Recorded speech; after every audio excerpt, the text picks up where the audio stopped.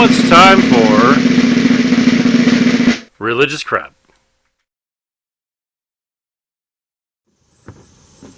People think I'm insane to believe in an all-knowing, all-powerful grandfather in the sky. They think that if we have these delusions where we pray to him, he gives us anything he wants. Well, I have some points that people like that think about us. One, they think I hear voices.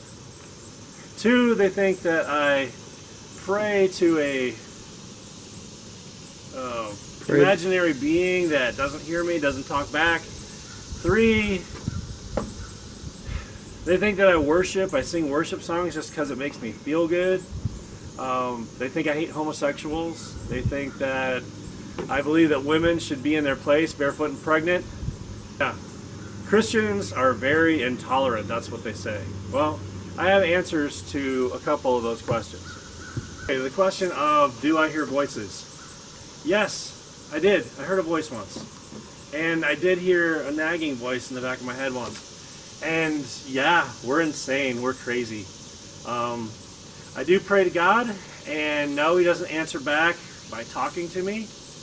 He answers back in dreams. He answers back audibly sometimes, and sometimes he'll just give us what we ask for because it's something that we need. So I pray to God because that's what we're supposed to do.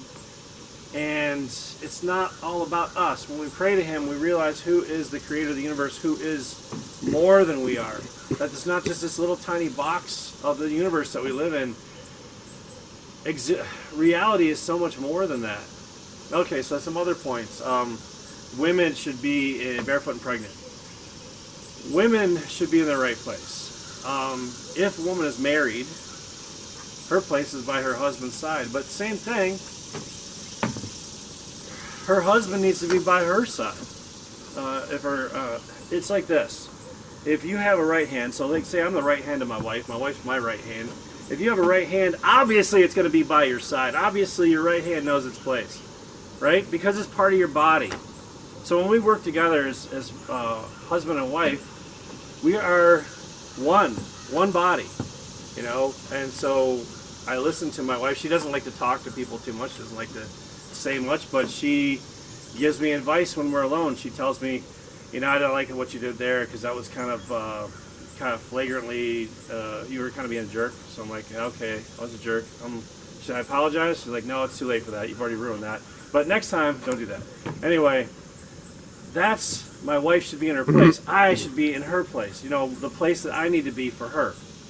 All right? So a good husband sacrifices his life for his wife. A good wife helps her husband. Without her husband's vision, a wife doesn't build, but a wife builds a family. A wife builds a home. So, yeah, whatever. I hate homosexuals. No, I don't hate homosexuals. I think that what they're doing is wrong, and I really don't care what you do in your own bedroom. Really. I'm just saying that I'm really sad about it because they're killing themselves, and in a way, they know they are, but, you know, that's life. It's their life. If they don't want to listen, if they don't want to follow nature, you can't do anything. You can't tell them anything. That's something they got to find out on their own. The other thing is that Christians stick their noses into other people's business. Well, I only stick my noses in people's business when they ask me to pray for them, when they want to talk to me about something. I try to speak life into a world. I try to make people encouraged. I don't stick my nose in people's business unless you want me to. The most people that we stick our noses in other people's business is people that fellowship with us and people that ask us to hold them accountable. The other thing is that we sing worship songs to the great Almighty because it feels good. But yeah, it does feel good. It feels good to be in a communion with your Creator. I mean, it's just awesome. But you guys wouldn't know that because you don't think He's real. Or the person I'm talking to doesn't think He's real. It's not about religion. It's about a relationship. The other thing is that we're intolerant. I am intolerant of sin in my life. That's the only thing I'm intolerant about. Pagans, heathens, hedonists, whatever you guys do, that's up to you. As long as it doesn't interfere with me. Now, when you guys go parading around naked, that kind of bothers me. Because you do that on your own. Whatever, I'm digressing. As far as being intolerant, you know, I could hate your politics. I could hate the fact that you're a liberal, that you want to bring communism to this country. Here's how intolerant we are, or how intolerant I am.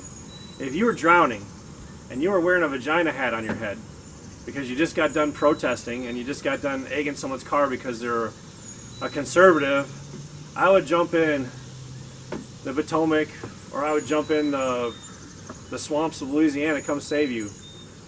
That's how intolerant we are. How intolerant are we that I would lay down my life for you if I could help you in any way? That's how intolerant we are. So, intolerance is horrible. I mean, even if you need help, even if you've aborted a baby, I'm not going to judge you. If you need help, I'm going to help you. If you're hungry, I'm going to feed you. If you're cold, I'm going to give you a blanket. If you're dying, I'm going to give you CPR. I'm not intolerant. But here's the point I was trying to get at. This message is for one person in particular. When you're ready to listen to this religion crap, I got something to say about it. I don't worship a God because I read a book. When I read the book, I thought it was a stupid fairy tale first. And it was, until I prayed to a God that I didn't really believe in, and then he came to my life, and I'll tell you how he did it, I met Yeshua HaMashiach. I met him. He was in here all along. Now you're going to say, oh, okay, whatever, that's inward feeling. Okay, so if you're ready for this religious crap, this is not about religion, it's about relationship. All right, so we're still talking about insanity.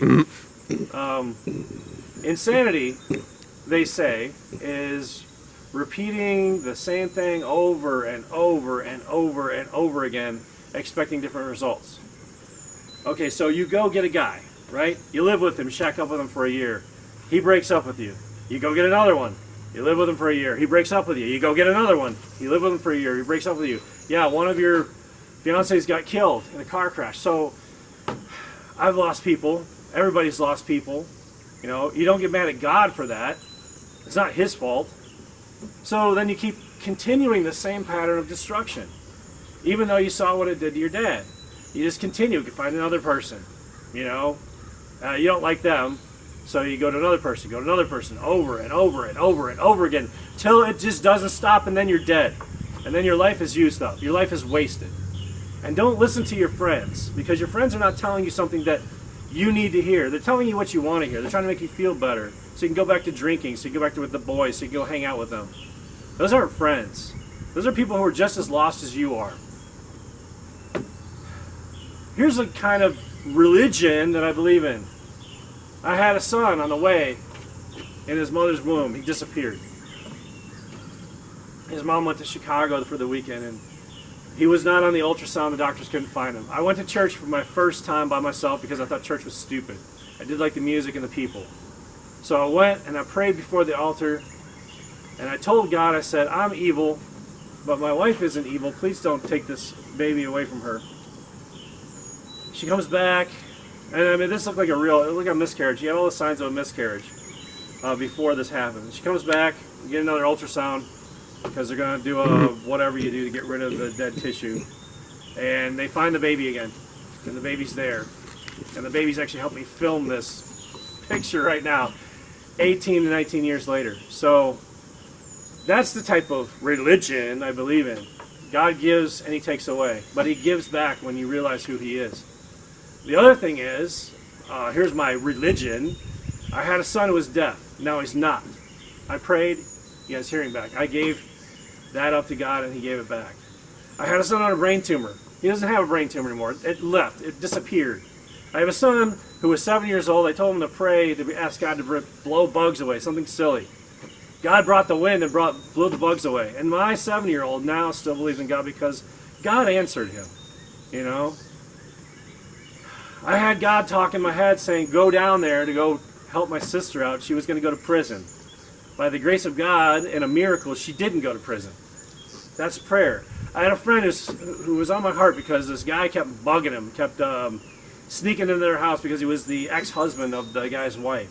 And so he was a atheist. And I said, if a miracle happens, I say a miracle happens, and then it happens, what are you going to do about it? And he said, I guess he wouldn't be so skeptical. So the guy disappeared. And a year later, I found out that he didn't tell me. But he started letting his kids go to youth group. So that's the type of religious crap that I believe in. He gives us money when we need it. He supplies our needs. Like for instance, my dishwasher broke, and I said, God, we don't have money for a dishwasher. Can you please fix this dishwasher? And then we turned it on and it worked.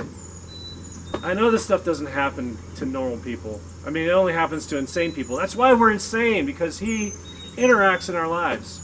And it's all because I asked a God to enter my life that I didn't believe in. But I sort of did. Because inside all of us, you know that he exists. You know that he's there. Stop being mad at him. It's not his fault. Right? It's not his fault what happened to you as a kid. It's not his fault all the crappy things that happen to you. He wants you to join him. He wants you to be blessed. And I know blessed sounds stupid. He wants you to have the things that a real father would give to a real daughter. I'm sorry your dad wasn't there for you. But he is. So that's the religious crap that I believe in. Religious crap, you know? That he tells me to stop eating pig. He keeps bugging me about it, so I stop eating pig. Guess what? I'm healthier. I don't have high cholesterol. I don't have to go to a doctor. I don't get sick. He tells me to worship on the Sabbath. I'll do it because he's done so much for me that I want to do it for him. And I've been saved through Yeshua HaMashiach. I met him. I've seen him in a dream. He was inside my head. He was, so we're insane, right? That's insanity. But you know what? I'd rather have my insanity than your insanity. But you just don't realize it. If you take a step back, stop making men be what you need to be worth something as a woman.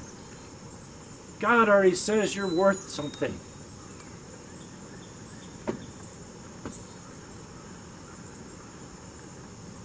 You are a princess. You are royalty. You don't need to be dragged into crap like this. So anyway, that's my religious crap.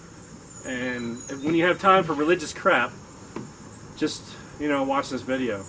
So I had a song that has been on my mind, and I don't know if this means anything to you, but it's by Finger 11, and I don't have a guitar. Ian's not good at guitar yet. Ian's not here anyway. He'll be mad if you find out I'm making this video without him. But anyway, here we are, right over the West Fork, down in sunny West Virginia, in the middle of a swamp, in the middle of a jungle. Anyway, let me see if I can try to remember this song. So, I'm reminded of a story. A man finds a field that has a gem in it. He sells everything he has to get that gem because that gem to him is the most precious thing in the world. So this song by Finger 11, One Thing, it kind of reminds me of the gem. So here it goes. I'm going to try to sing it. I don't have Ian's guitar with me, and Ian probably can't play this song that well with his guitar yet. So Restless tonight, 'cause I wasted the light. Between these two times, I drew a really thin line. It's nothing I planned, or not that I can. You should be mine across that line. If I traded it all, if I gave it all away for one thing, wouldn't that be something? If I sorted it out, if I knew all about this one thing, just one thing, even though I know, I don't wanna know. Yeah, I guess I know, I just hate how it sounds. Even though I know, I don't wanna know. Yeah, I guess I know, I just hate how it sounds. If I traded it all, if I gave it all away for one thing, just for one thing, if I sorted it out, if I knew all about this one thing, just one thing, I promise I might not walk on by. Maybe next time but not this time. If I traded it all, if I gave it all away for one thing, wouldn't that be something? If I sorted it out, if I knew all about this one thing, wouldn't that be something? Even though I know, I don't wanna know. Yeah, I guess I know. I just hate how it sounds. Even though I know, I don't wanna know. Yeah, I guess I know. I just hate how it sounds. If I traded it all, if I gave it all away for one thing, just for one thing. If I sorted it out, if I knew all about this one thing, just one thing, wouldn't that be something? I still love you, but you need to stop blocking him out. You know, this video isn't about a husband and a wife. This video is about a brother and a sister. I love you, sister. And I wish you could see that. And he loves you. And I wish you could see